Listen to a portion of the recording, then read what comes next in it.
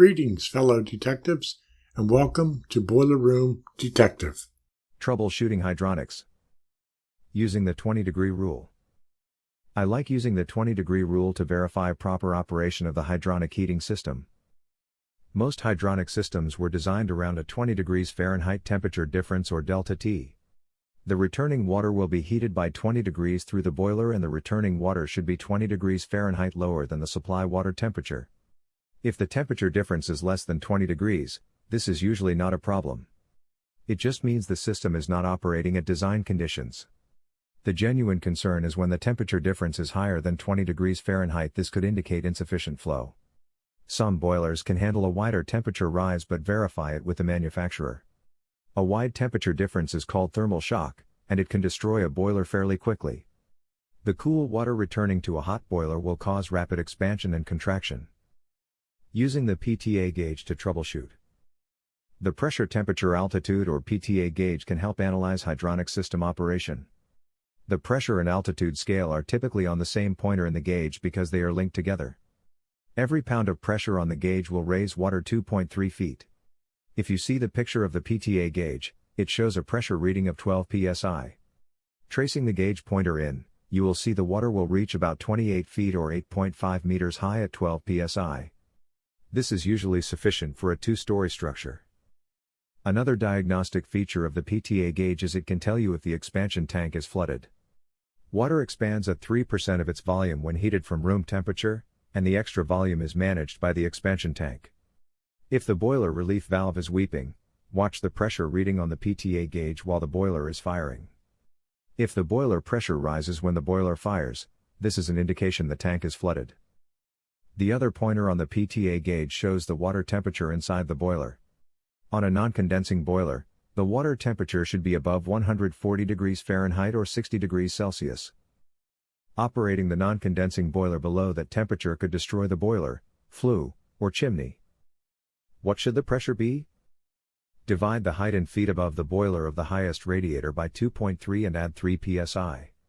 For example, if the highest radiator elevation is 100 feet, the system would need 43.4 psi or 299 kilopascals. When adding the 3 psi to the number, the building will need 46.4 psi or 320 kilopascals pressure. A quick rule of thumb I use is dividing the building height by 2, which would be the system pressure. Noisy operation. There are typically 3 reasons for a noisy hydronic system: flow, air, or expansion/contraction. Flow. Proper flow is crucial to a hydronic boiler. If the flow is too low, the water could be hot enough to flash to steam.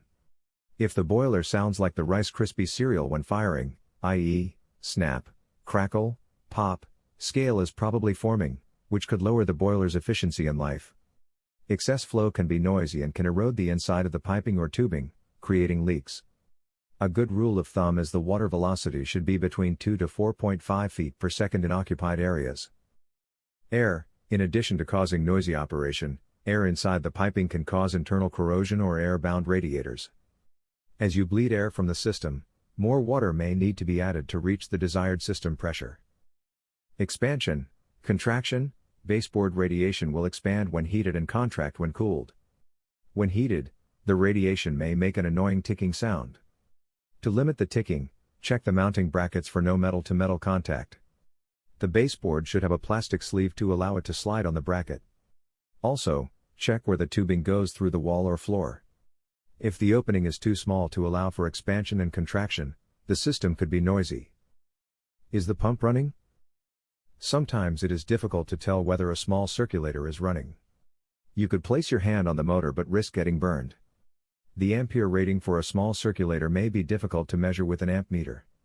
A non-contact voltage detector will show power to the motor but not whether the circulator is spinning. There are 2 methods I like to use to verify the operation of a circulator. The first is a rotation tester available from the pump distributor or representative. When you hold the tester against the motor end of the circulator, it will spin to let you know if the pump is running and if it is turning the proper rotation. The second tool I use is a free app on my cell from Danfoss called the Magnetic Tool.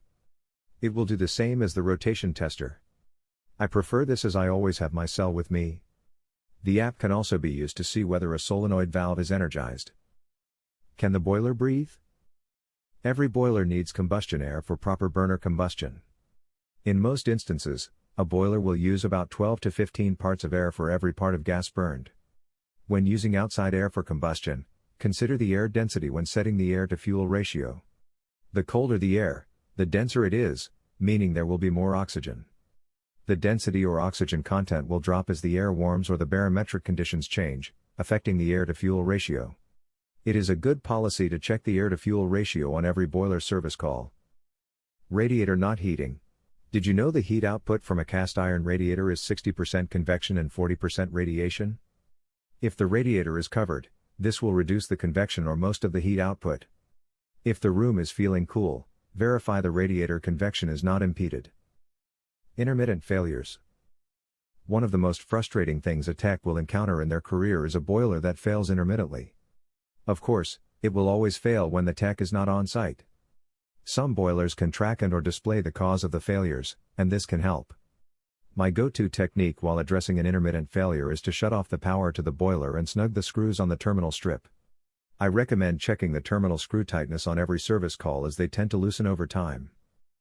Hope this helps when you are troubleshooting hydronic heating systems. If you would like to contact me, my contact information is here.